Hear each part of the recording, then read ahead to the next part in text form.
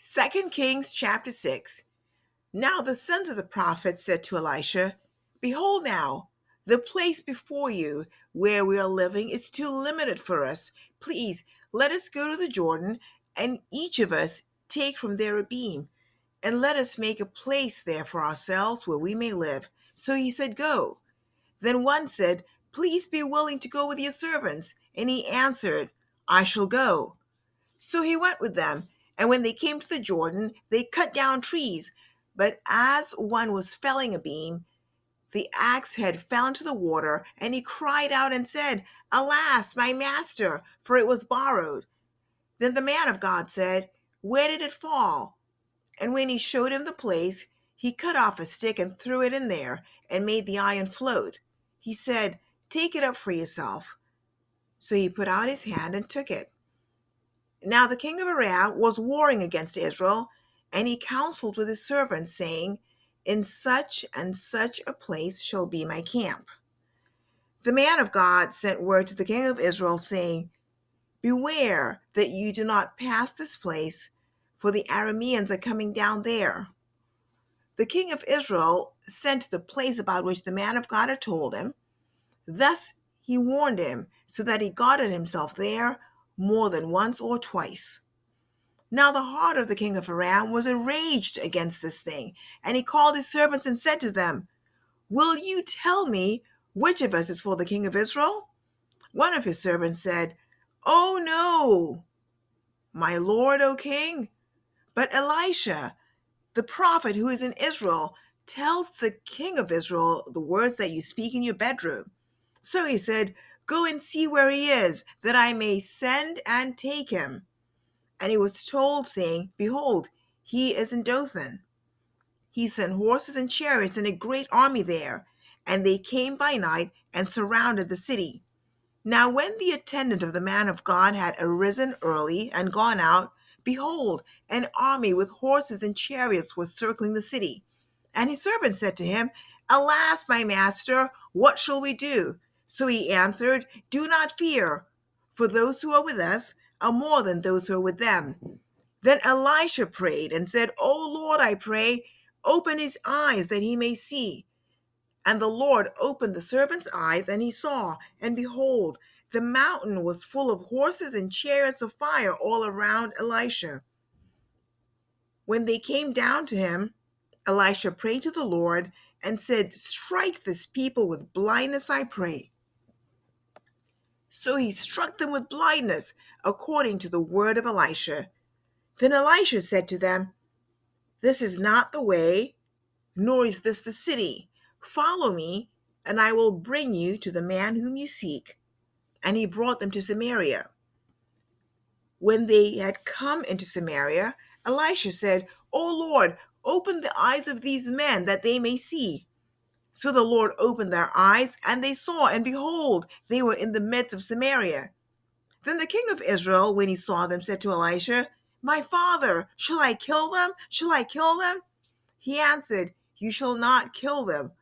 Would you kill those you've taken captive with your sword and with your bow? Set bread and water before them, that they may eat and drink and go to their master. So he prepared a great feast for them, and when they'd eaten and drunk, he sent them away, and they went to their master. And the marauding bands of Arameans did not come again into the land of Israel.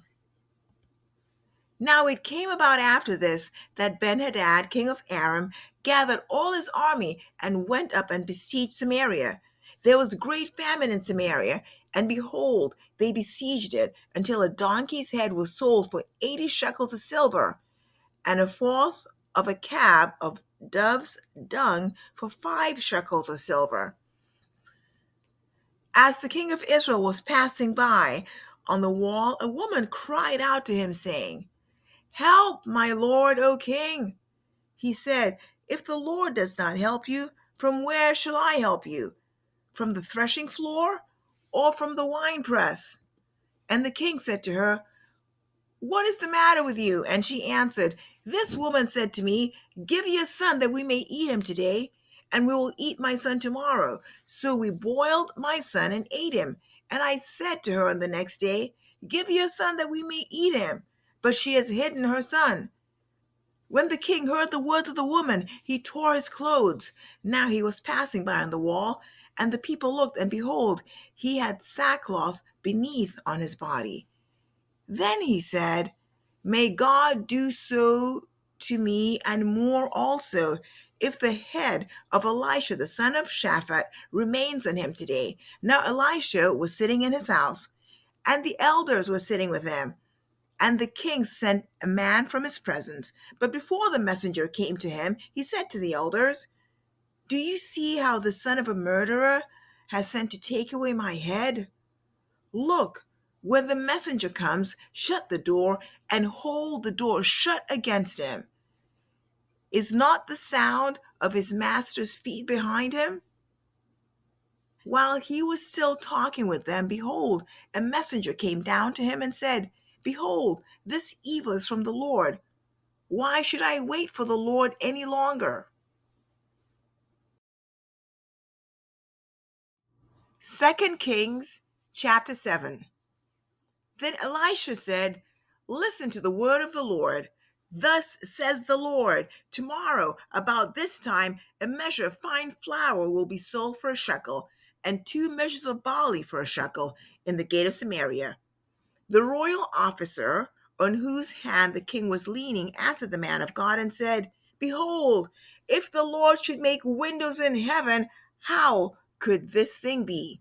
Then he said, Behold, you will see it with your own eyes, but you will not eat of it. Now there were 4 leprous men at the entrance of the gate, and they said to one another, Why do we sit here until we die?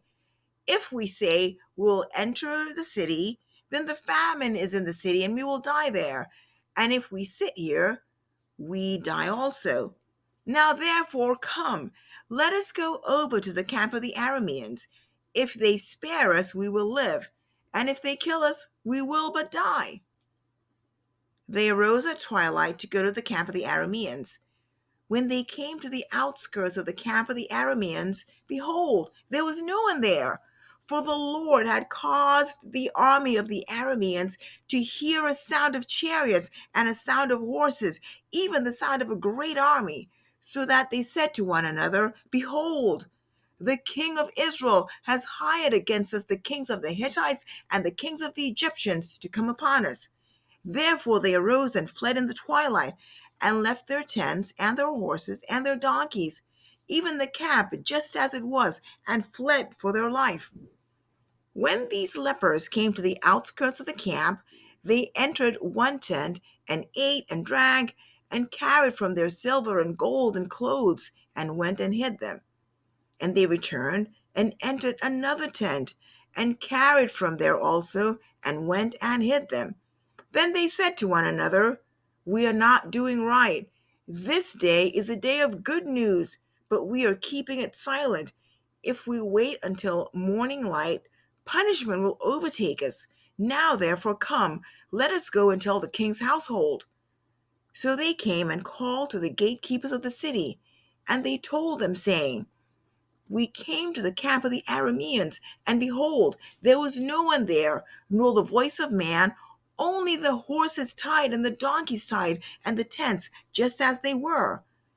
The gatekeepers called and told it within the king's household. Then the king arose in the night and said to his servants, I will now tell you what the Arameans have done to us. They know that we are hungry. Therefore, they have gone from the camp to hide themselves in the field, saying, When they come out of the city, we will capture them alive and get into the city.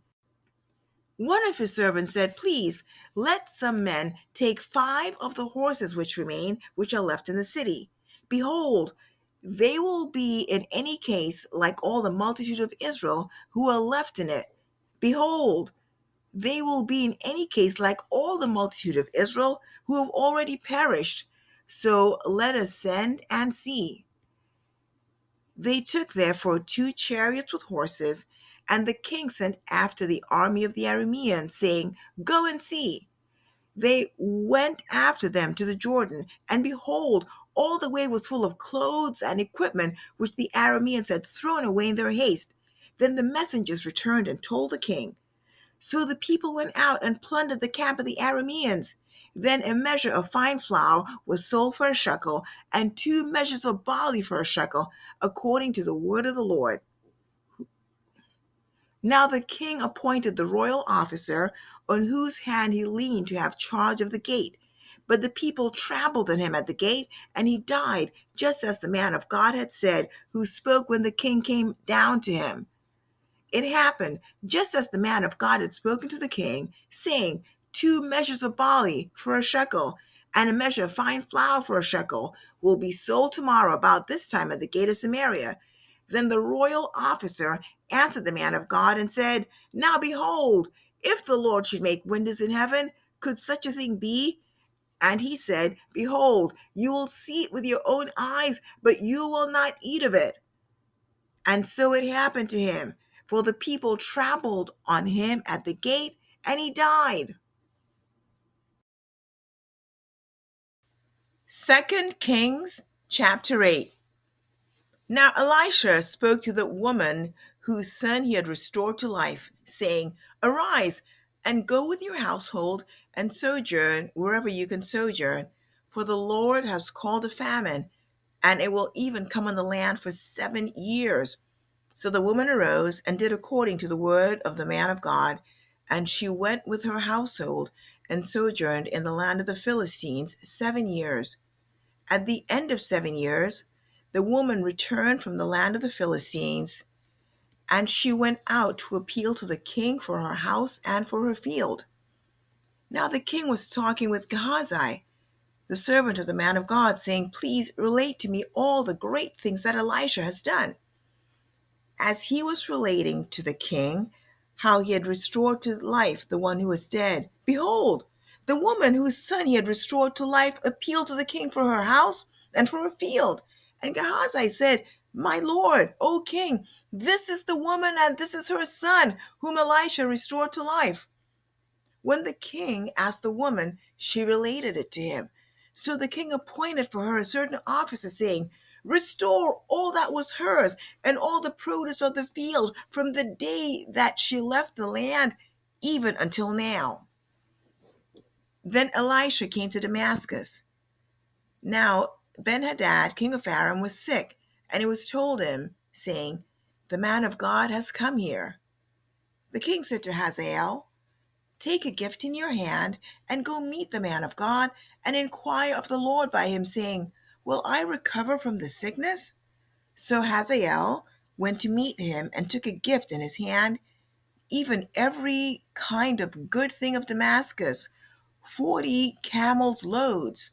And he came and stood before him, and said, Your son, Ben-Hadad, king of Aram, has sent me to you, saying, Will I recover from the sickness? Then Elisha said to him, Go say to him, You will surely recover. But the Lord has shown to me that he will certainly die. He fixed his gaze steadily on him until he was ashamed, and the man of God wept. Hazael said, Why does my Lord weep? Then he answered, Because I know the evil that you will do to the sons of Israel. Their strongholds you will set on fire, and there are young men you will kill with the sword, and the little ones you will dash in pieces, and their women with children you will rip up.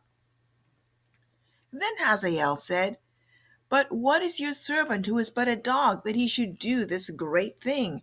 And Elisha answered, The Lord has shown me that you will be king over Aram. So he departed from Elisha and returned to his master, who said to him, What did Elisha say to you? And he answered, He told me that you would surely recover. On the following day, he took the cover and dipped it in water and spread it on his face so that he died. And Hazael became king in his place. Now in the 5th year of Joram, the son of Ahab, king of Israel, Jehoshaphat being then the king of Judah, Jehoram, the son of Jehoshaphat, king of Judah, became king. He was 32 years old when he became king, and he reigned 8 years in Jerusalem. He walked in the way of the kings of Israel, just as the house of Ahab had done, for the daughter of Ahab became his wife, and he did evil in the sight of the Lord. However, the Lord was not willing to destroy Judah for the sake of David his son, since he had promised to give him a lamp to him through his sons always. In his days, Edom revolted from under the hand of Judah and made a king over themselves. Then Joram crossed over to Zair, and all his chariots with him. And he arose by night and struck the Edomites who had surrounded him and the captains of the chariots. But his army fled to their tents. So Edom revolted against Judah to this day. Then Libnah revolted at the same time. The rest of the acts of Joram and all that he did, are they not written in the book of the Chronicles of the kings of Judah? So Joram slept with his fathers and was buried with his fathers in the city of David. And Ahaziah, his son, became king in his place. In the 12th year of Joram, the son of Ahab, king of Israel, Ahaziah, the son of Jehoram, king of Judah, began to reign.